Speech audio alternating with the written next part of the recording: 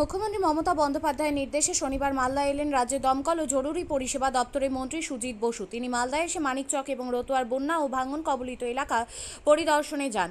পরিদর্শনে যাওয়ার প্রাক্কালে তিনি পুরাতন মালদার মঙ্গলবাড়ি মহানন্দা ভবনে ওঠেন। সেখানেই মন্ত্রী সুজিত বসুর সঙ্গে আলাপচারিতা করতে হাজির হন বিধায়ক সাবিত্রী মিত্র, জেলা পরিষদের সভাধিপতি লিপিকা বর্মন ঘোষ, ইংরেজবাজার পৌরসভার চেয়ারম্যান কৃষ্ণেন্দু চৌধুরী, পুরাতন মালদা পৌরসভার চেয়ারম্যান কার্তিক ঘোষ, কাউন্সিলর চৈতালি ঘোষ সরকার সহ অন্যান্যরা। তাদের সঙ্গে আলাপচারিতা সেরে মন্ত্রী গাড়িতে চেপে মানিকচক ও রতুয়ার উদ্দেশ্যে রওনা দেন। রওনা দেওয়ার প্রাক্কালে তিনি মালদার আগমনের কারণ জানিয়ে ভিন রাজ্যে বাংলাদেশভাষীদের হেনস্থা নির্যাতনের ঘটনায় বিজেপির সমালোচনায় সরব হন। ভালো প্রকল্প, মাননীয় মুখ্যমন্ত্রী একটা ফ্র্যাঞ্চাইজ সাধারণ মানুষের খুব উপকার হবে। আর বুথে 10 লক্ষ টাকা ম্যাটার অফ জব, এটা আমাদের বাংলার মুখ্যমন্ত্রী বলেই সম্ভব। এই কাজটা করেছেন এবং 80,000 বুথ আছে রাজ্যে। এই 80,000 বুথে এই কাজটা শুরু হচ্ছে। সবাই খুব আনন্দিত, তার কারণ ডেভেলপমেন্ট হবে পাড়ায় পাড়ায়, অঞ্চলে অঞ্চলে। দাদা, বাংলা মানে বাঙালি মানে বাংলাদেশি, বিভিন্ন জায়গায় অত্যাচার হচ্ছে। মালদার প্রচুর পরিযায়ী শ্রমিকও অত্যাচার হয়েছে, কি বলবেন? ঠিকই বলছেন, বাংলা ভাষা এখন কথা বলাটাই অপরাধ হয়ে যাচ্ছে। বাংলাতে কথা বলেই তাদের বাংলাদেশি বলা হচ্ছে, তাদেরকে জেলে পুরে দেওয়া হচ্ছে, তাদেরকে টর্চার হচ্ছে, তাদেরকে পাঠিয়ে দেওয়া হচ্ছে। আমাদের এই রাজ্যে বহু মানুষ যেমন বাইরে কাজ করতে যায়, বাইরেরও অন্য স্টেটের মানুষও এখানে কাজ করতে আসে। তা আমার মনে হয় এই কালচারটা আজকে না, দীর্ঘদিন ধরে একটা পরম্পরা ব্যাপার চলে। কিন্তু এই প্রথম দেখছি ডবল ইঞ্জিনের সরকারের আমলে বিজেপি শাসিত অঞ্চলে বাঙালিদের উপর যেভাবে অত্যাচার হচ্ছে, এটা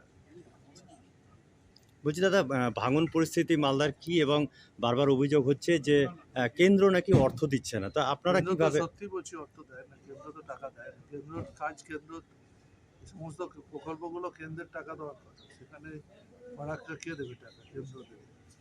অন্যান্য জায়গায় কে দেবে? এই সমস্ত নদী বাঁধে এইসব তো কেন্দ্রের সহযোগিতা করে। কেন্দ্র কিছু করে না, শুধু মুখে বড় বড় কথা। আজকে কি করবেন দাদা? দেখে সিএমকে রিপোর্ট।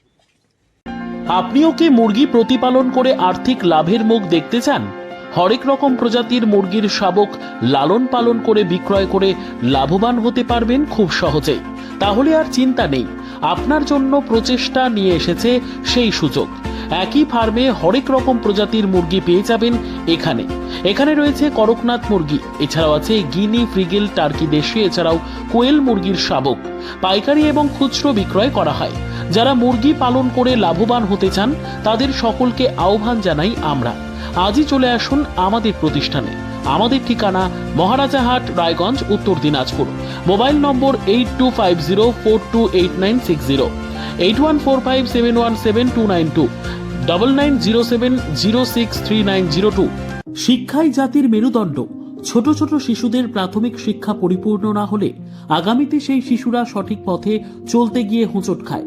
শিশুদের এই শিক্ষার প্রয়োজনীয়তাকে সামনে রেখেই গত 1 বছর ধরে পরিষেবা দিয়ে চলেছে জিনিয়াস এডুকেয়ার একাডেমি।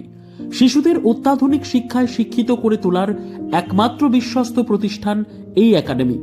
এখানে অভিজ্ঞ শিক্ষক শিক্ষিকা দ্বারা যত্ন সহকারে মাতৃভাষা বাংলা মাধ্যমে পড়ুয়াদের শিক্ষা দেওয়া হয়।